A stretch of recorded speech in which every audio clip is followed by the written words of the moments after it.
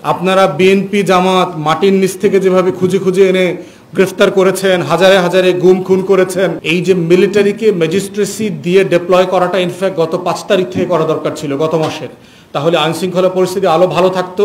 এবং দেখেন আলটিমেটলি কিন্তু জয়েন্ট অপারেশনে সেনাবাহিনীকে নামাতে হয়েছে। আমরা মিলিটারিকে ওয়েলকাম করতেছি, সেনাবাহিনীর ডিপ্লয়মেন্টকে।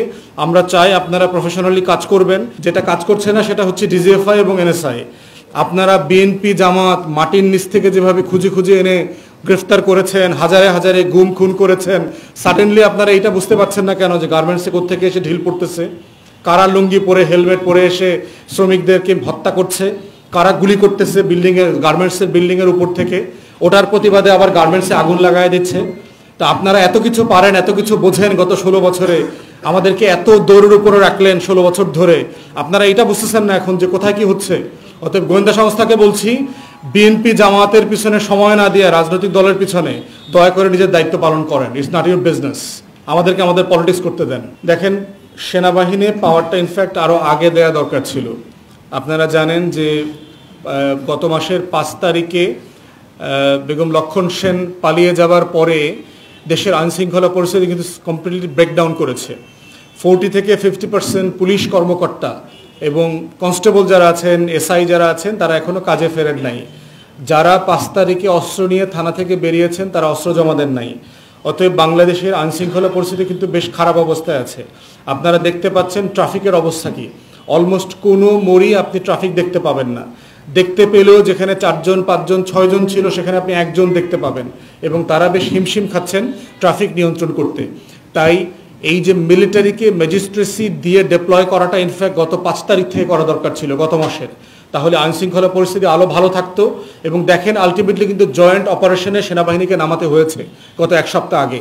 তাহলে এটা যদি আপনি গত মাসের 5 তারিখ থেকে করতেন তাহলে সংকটটা আরো কম ঘনীভূত হতো এবং আমরা আরো বেশি কম ঝামেলার মধ্যে পড়তাম।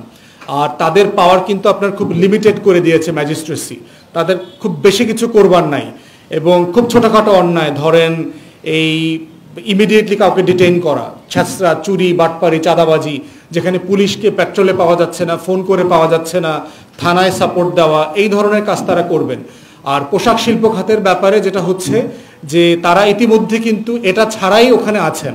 পোশাক শিল্প কারখানাগুলো যেখানে আছে তারা ইতিমধ্যে সেনাবাহিনীর পক্ষ থেকে ক্লাস্টার করেছেন, জোন করে করে সেখানে ইতিমধ্যে তারা ডিপ্লয়মেন্ট করছেন। এখানে আমাদের র্যাব, বিজিবি, এপিবিএন এগুলো সবগুলো কাজ করছে। যেটা কাজ করছে না সেটা হচ্ছে ডিজিএফআই এবং এনএসআই। আপনারা বিএনপি জামাত মাটির নিচ থেকে যেভাবে খুঁজে খুঁজে এনে গ্রেফতার করেছেন, হাজারে হাজারে গুম খুন করেছেন, সাডেনলি আপনারা এটা বুঝতে পারছেন না কেন যে গার্মেন্টসে কোত্থেকে এসে ঢিল পড়তেছে, কারা লুঙ্গি পরে হেলমেট পরে এসে শ্রমিকদেরকে হত্যা করছে, কারা গুলি করতেছে গার্মেন্টসের বিল্ডিংয়ের উপর থেকে, ওটার প্রতিবাদে আবার গার্মেন্টসে আগুন লাগায় দিচ্ছে। তা আপনারা এত কিছু পারেন, এত কিছু বোঝেন, গত 16 বছরে আমাদেরকে এত দৌড়ের উপরে রাখলেন 16 বছর ধরে। আপনারা এটা বুঝতেছেন না এখন যে কোথায় কি হচ্ছে। অতএব গোয়েন্দা সংস্থাকে বলছি, বিএনপি জামাতের পিছনে সময় না দিয়ে রাজনৈতিক দলের পিছনে দয়া করে নিজের দায়িত্ব পালন করেন। It's not your business. আমাদেরকে আমাদের পলিটিক্স করতে দেন। আপনাদের কাজ হচ্ছে দেশের সেফটি সিকিউরিটি এনশিওর করা, যেটা আপনারা করতে পারেন নাই গত 16 বছর। অতএব পট পরিবর্তন হয়েছে, আপনাদের দায়িত্ব, আপনারা প্রফেশনালি সার্ভ করেন। আমরা মিলিটারিকে ওয়েলকাম করতেছি, সেনাবাহিনীর ডিপ্লয়মেন্টকে। আমরা চাই আপনারা প্রফেশনালি কাজ করবেন। জাতির বিভিন্ন ক্রাইসিসে আপনারা যেভাবে সাহায্য করেছেন, আপনারা অনেক স্বৈরাচারকেও সাহায্য করেছেন। কিন্তু আমরা আশা করব 5 তারিখের পর থেকে যেভাবে আপনারা জনগণের পাশে দাঁড়িয়েছেন, দেশের মানুষের পক্ষে দাঁড়িয়েছেন, স্বাধীনতার সার্বভৌমত্ব এবং জাতীয় স্বার্থের পক্ষে দাঁড়িয়েছেন, সেখানে এসেই আপনারা আপনাদের প্রফেশনাল পেশাদারদের সাথে দায়িত্ব পালন করবেন, এটাই আমরা আশা করি। একটা বিষয় হচ্ছে যে ব্যর্থতা আসলে ফ্যাসিবাদী সরকারের।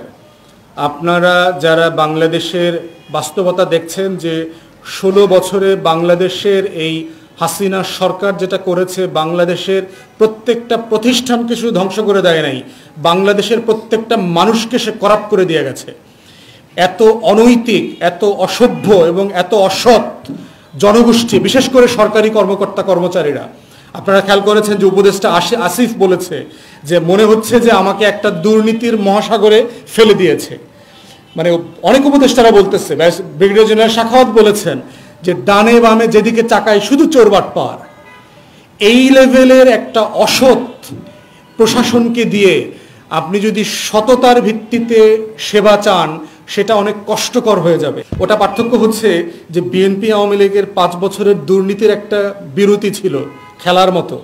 45 মিনিট পর পরে আপনি 15 মিনিটের বিরতি পাচ্ছেন, কিন্তু আপনি যদি 45 ঘন্টা ধরে খেলতে থাকেন তখন অবস্থাটা কি হবে? বাংলাদেশে কোনো সময়টাতে এই লেভেলের একক স্বৈরাচারী শাসন তো ছিল না। আমার প্রত্যেকটা প্রতিষ্ঠান ধ্বংস হয়ে গেছে। আসিফ নজরুল থেকে শুরু করে অনেক অ্যাডভাইজাররা দেখবেন যে অসহায়ত্ব প্রকাশ করছে যে লোক খুঁজে পাচ্ছি না, একজনকে যে সরাবো, একে সরাবো, তাকে সরাবো, কাকে দিব, লোক খুঁজে পাচ্ছি না। কারণ সকল সৎ কর্মকর্তাকে তো রিটায়ার করে দেওয়া হয়েছে গত 15 বছরে। শুধুমাত্র দালাল, আওয়ামী লীগের বাটপাট টাইপের, ছাত্রলীগের গুন্ডা টাইপের লোকদেরকে রাখা হয়েছে, অথবা যারা ক্রিমিনাল সিন্ডিকেট। তো সেই জায়গাতে তারা বেশ হিমশিম খাচ্ছে। আমি মনে করছি যে তাদের আন্তরিকতায় কোনো ঘাটতি নাই, কিন্তু কাজ করবার পরিকল্পনা, বুঝে ওঠা, অগ্রাধিকার করা, এখানে ঘাটতি আছে। তবে সেনাবাহিনী ডিপ্লয় করবার ক্ষেত্রে তারা যদিও বিলম্ব করেছে, কিন্তু আমরা মনে করছি যে এটা নামিয়ে ফেলবার কারণে সিচুয়েশন আগের থেকে অনেক নিয়ন্ত্রণে চলে আসবে। এবং আপনারা দেখেছেন শ্রমিক বিশৃঙ্খলা যেটা শুরু হয়েছিল সেটা গ্র্যাজুয়ালি কিন্তু গত 2-3 দিনে অনেক কমে আসছে। এবং যে ক্লাস্টার জোন করে সেনাবাহিনী ওখানে নিরাপত্তা প্রোভাইড করছে, তারা আশা করছে আগামী 2 দিনের ভিতরে এটা মোটামুটি জিরোর কাছাকাছি চলে আসবে। প্লাস বকেয়া বিলগুলো বাংলাদেশ ব্যাংক বিভিন্ন ব্যাংকের মাধ্যমে শোধ করবার উদ্যোগ নিয়েছে। এই দুটো কাজ হয়ে গেলে আমরা ধারণা করছি এটা 2-1 দিনের ভিতরে একটা মানে অ্যাকসেপ্টেবল জায়গাতে এটা চলে আসবে বলে মনে করছি। এবং সম্প্রতি আপনারা দেখছেন যে ফ্যাসিবাদী সরকারের পতনের পরে একটা পার্টিকুলার ট্রেন্ড আমরা দেখতে পাচ্ছি যে সব জায়গাতে সবার যত বঞ্চনা, ক্ষোভ, দাবি দেওয়ার আন্দোলনগুলো শুরু হয়েছে। কোনো সমস্যা নাই, এটা যে কোনো নাগরিকের যে কোনো প্ল্যাটফর্মের এই দাবি দেওয়া নিয়ে দাবি তোলা এবং অধিকার আদায়ের আন্দোলন করবার অধিকার আছে। আমরা সম্প্রতি দেখতে পেলাম যে গত 1 সপ্তাহ জুড়ে, গত মাসখানেকের উপর দিয়ে চলছে, বিভিন্ন শ্রমিকরা বিভিন্ন কোম্পানির, জুতা কোম্পানি আছে, আমাদের ওষুধ কোম্পানি আছে, আমাদের পোশাক শিল্প খাত আছে, আমাদের সুতা বস্ত্র কোম্পানি আছে, এই ধরনের বিভিন্ন শিল্পের যারা ভাই বোনরা আছেন, শ্রমিক ভাই বোনরা, তারা আন্দোলন করছেন। আন্দোলনের যৌক্তিক জায়গাটা কোথায়? যৌক্তিক জায়গাটা হচ্ছে যে কাজ করবার পরেও আমি আমার মজুরি পাচ্ছি না, এটা হলো একটা যৌক্তিক জায়গা। এবং এই যৌক্তিক জায়গাটার সাথে আমরা একমত। আমরা বারবার বলেছি সরকারকে এবং যারা এই প্রতিষ্ঠানগুলোর মালিক আছেন, বিজিএমই আছেন, বিকেএমই আছেন, আরও যে সকল সংশ্লিষ্ট প্রতিষ্ঠানগুলো আছেন, সবার কাছে আমরা বারবার বলেছি যে ন্যায্য পাওনার ব্যাপারে আমরা সবসময় শ্রমিকদের পক্ষে, সবসময় ওনাদের পক্ষে। যারা ঘাম ঝরিয়েছেন, যারা এই রপ্তানি খাতকে তিলে তিলে শ্রম দিয়ে প্রতিষ্ঠিত করেছেন, সেই 50 লক্ষ ভাই বোনদের পক্ষে আমরা ন্যায্য মজুরির ক্ষেত্রে।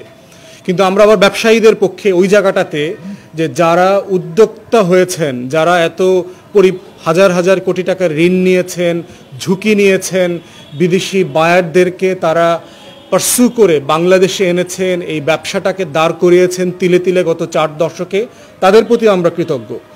কারণ সবাই আপনারা বাংলাদেশের নাগরিক এবং সবাই মিলেই আমাদের অর্থনীতি, সবাই মিলেই আমাদের পোশাক খাত। অতএব কাউকে কারো জায়গা থেকে ছোট করে দেখবার সুযোগ নাই। এজন্য পোশাক শিল্প খাতের যারা উদ্যোক্তা আছেন তাদের প্রতিও আমরা কৃতজ্ঞ। সম্প্রতি যে আন্দোলনগুলো হচ্ছে, এই আন্দোলনের দুটো জায়গা পার্টিকুলারলি আমাদের কাছে এসছে। সেটা হচ্ছে বিশৃঙ্খলা, সহিংসতা, আর একটা হচ্ছে ন্যায্য দাবি দেওয়া। ন্যায্য দাবি দেওয়ার ভিতরে ইতিমধ্যে আপনারা দেখেছেন প্রায় 200 প্লাস কোম্পানিতে বেতন ভাতা বকেয়া পড়ে আছে। বাংলাদেশ সরকারের যারা মানে সংশ্লিষ্ট উপদেষ্টা আছেন, তারা ইতিমধ্যে সকল স্টেক হোল্ডারের সাথে বসেছেন, কথা বলেছেন। বাংলাদেশ ব্যাংকের গভর্নর রাজি হয়েছেন, যেখানে যেখানে যে যে কোম্পানিগুলোকে ঋণ দেওয়া দরকার, ঋণ দিয়ে হলেও বেতনটা পরিশোধ করবার একটা জায়গা তৈরি করা দরকার। এইটা অনতিবিলম্বে করা দরকার। পাশাপাশি যেটা করা দরকার, পোশাক শিল্পের যারা মালিক আছেন তাদেরকে বলছি যে বাংলাদেশের প্রায় 60% পোশাক শিল্প কারখানা এখনও ন্যায্য পাওনা অথবা ন্যায্য বেতন অথবা ভালো কাজের পরিবেশ তৈরি করছেন না। আপনাদের আন্তর্জাতিক যে রিকোয়ারমেন্ট আছে, ইন্টারন্যাশনাল বায়ারদের অ্যালায়েন্স অ্যাকর্ডের যে রিকোয়ারমেন্টগুলো আছে, সেগুলো আপনারা মেনে চলবেন এবং সেটা একটা টাইম ফ্রেম নিয়ে করা দরকার। আমাদের প্ল্যাটফর্ম থেকে আমরা বলেছি বর্তমানে বাজারের যে অবস্থা, শহরগুলোতে বিশেষ করে ঢাকা এবং তার চারপাশে যদি ন্যূনতম $250 কাউকে বেতন দেয়া না হয়, তার পক্ষে বেঁচে থাকা সম্ভব না।